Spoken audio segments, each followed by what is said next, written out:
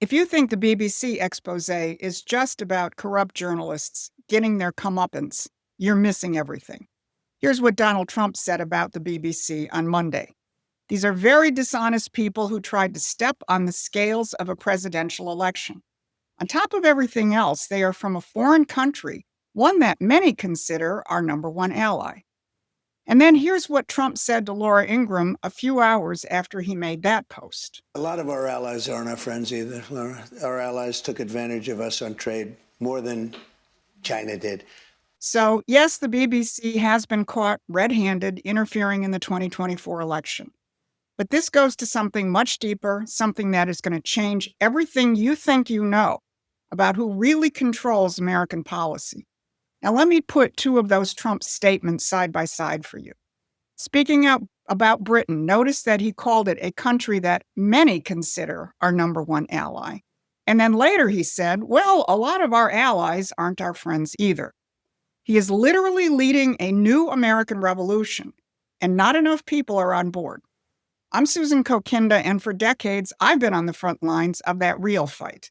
The fight to end the British imperial policies and really finish what Hamilton, Lincoln, and McKinley started. I've tracked how the British have done everything possible to destroy Trump and keep their globalist grip intact.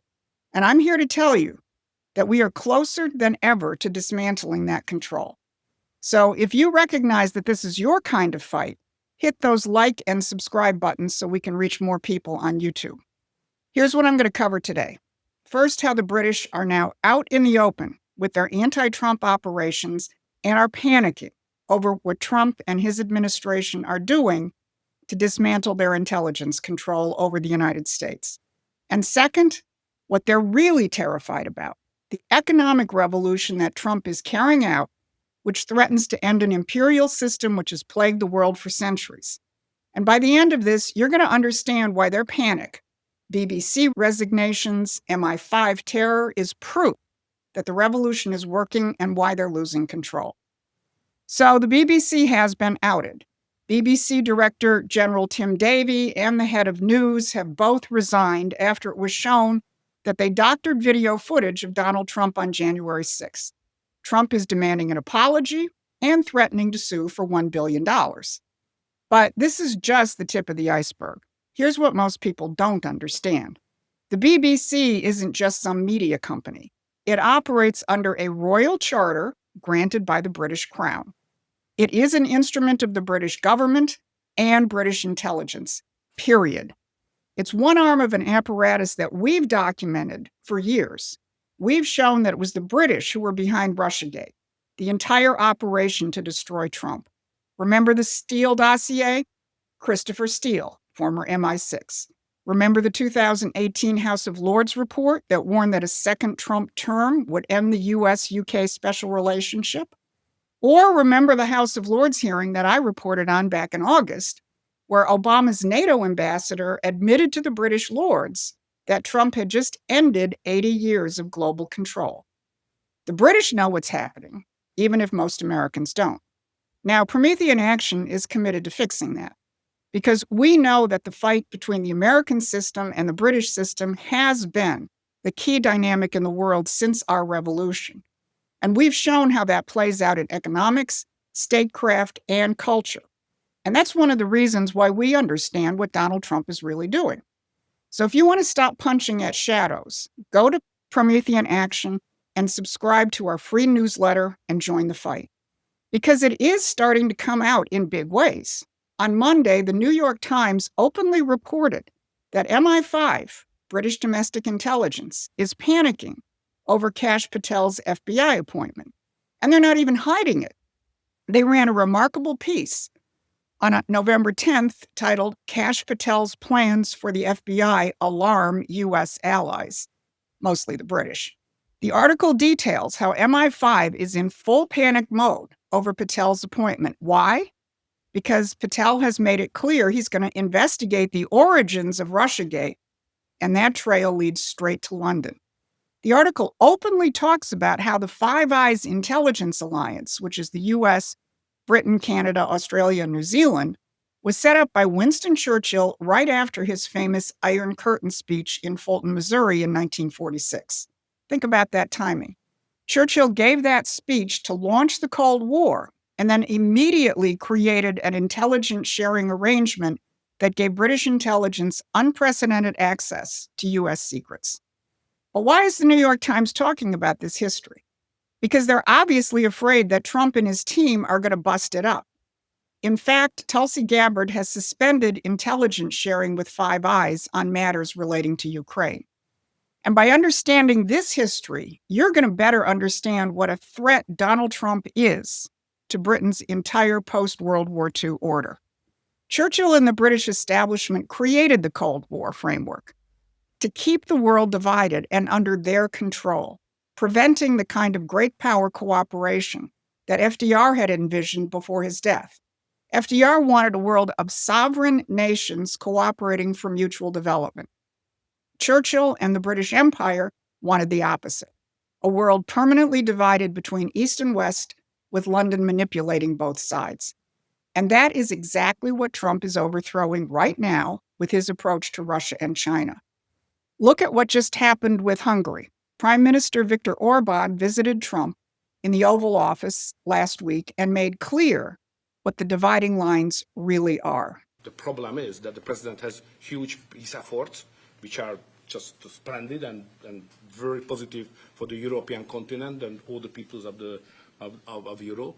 But at the same time, we are not unified because Brussels and the Europeans have a different approach to the war. So the only pro-peace government is the United States government and the small Hungary in Europe anyway. All the other governments prefer to continue the war. It's Trump and Hungary versus the entire European establishment, which is really the British establishment control over Europe. That tells you everything. Now turn to China. Remember Trump's comment to Laura Ingraham? Our allies took advantage of us on trade more than China did. While the media obsesses over Trump being tough on China, something else is happening. Just recently, Kash Patel traveled to China to work on the fentanyl crisis, the modern opium war that's killing Americans. And here's the irony. MI5 is upset with Kash Patel. Meanwhile, he's busy working with China to stop drug trafficking that echoes the 19th century opium wars, which were run by the British Empire to subjugate China. The same British Empire whose intelligence services are now panicking because Trump and his administration are dismantling their control mechanisms.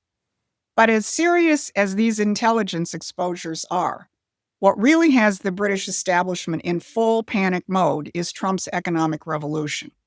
The British system has dominated the post-war world because the United States surrendered to imperial economic policies like free trade, floating currencies, and radical environmentalism.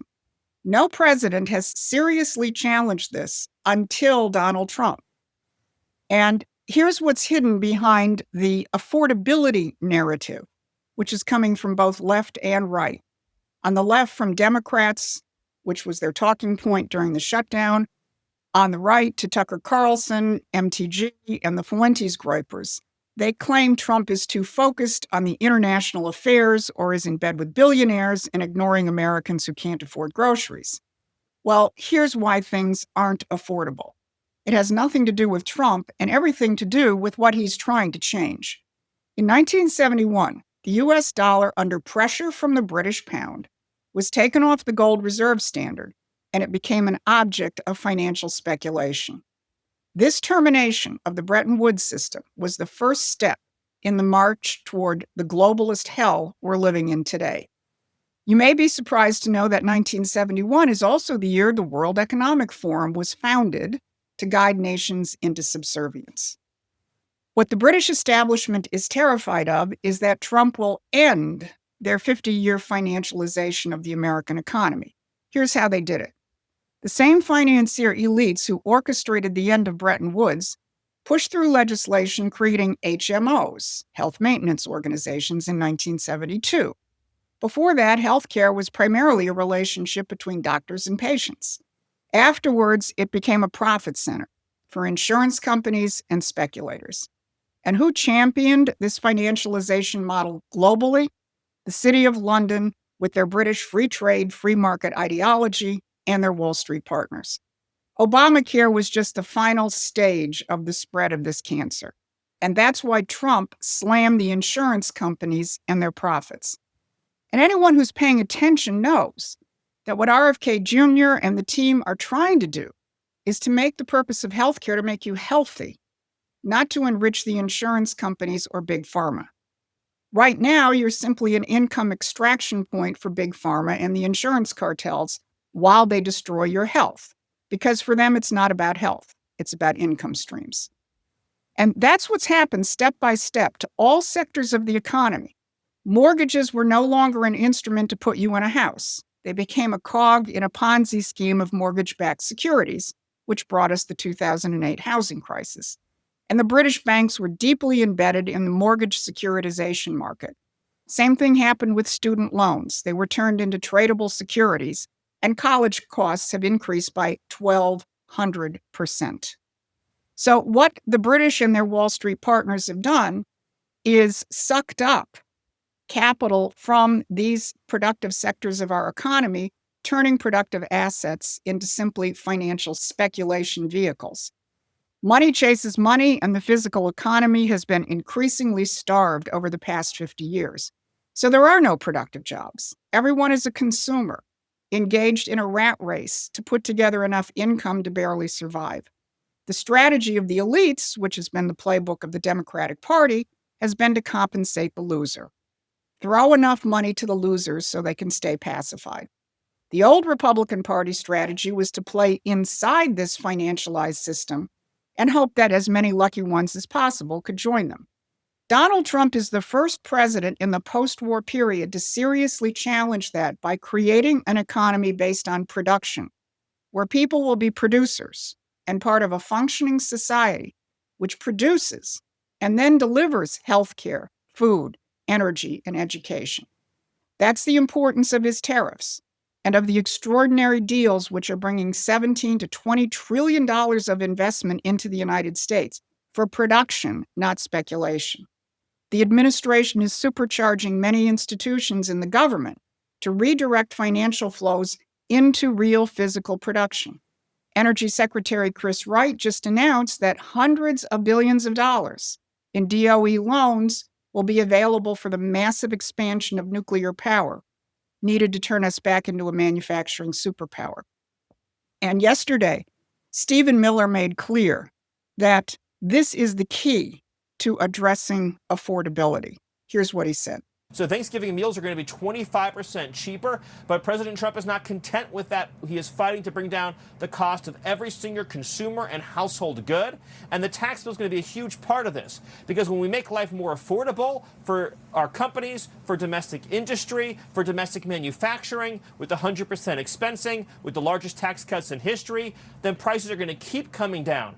And the president is also making nuclear energy, modern, safe, reliable, clean nuclear energy to power the future. He issued 4 historic executive orders on nuclear energy. America will be the center of the nuclear energy renaissance in this country. And one more thing, Larry, AI. America under President Trump is the AI capital of the world. That's bringing in trillions of investment. That's bringing in millions of jobs. That's raising our standard of living. We are at the precipice of one of the great economic periods in the whole history of this country, Larry. Let me highlight what he concluded there. We are at the precipice of one of the great economic periods in the whole history of this country. Now you understand why BBC executives are resigning and MI5 is panicking over Kash Patel. Trump's economic revolution threatens to turn the United States back into a sovereign producing nation again, not a subject of the rules-based order of the modern British Empire. The British Empire is desperate to keep people trapped in their post-industrial world, a world where your only identity is as a consumer or a loser or a victim. In that world, you're simply angry at Trump because you don't see perp walks or the release of the Epstein files. And that is what is obviously fueling the Nick Fuentes phenomenon among young men. What the British don't want you to realize is that Donald Trump is leading an economic revolution on the scale of the American Revolution itself. And he's rapidly drawing large parts of the world into it as well. You need to be part of that fight. So join Promethean Action as a paying member, and let's finish what our founders started. Because this is what the British Empire has been trying to snuff out ever since 1776. And their panic with BBC resignations and MI5 freakouts over Kash Patel is proof that the revolution is real and we're winning. The more Americans who grasp that we're in the final battle for economic sovereignty, the faster we win. This has been your Midweek Update. Thanks for listening. Please take a moment and subscribe to our free newsletter at prometheanaction.com.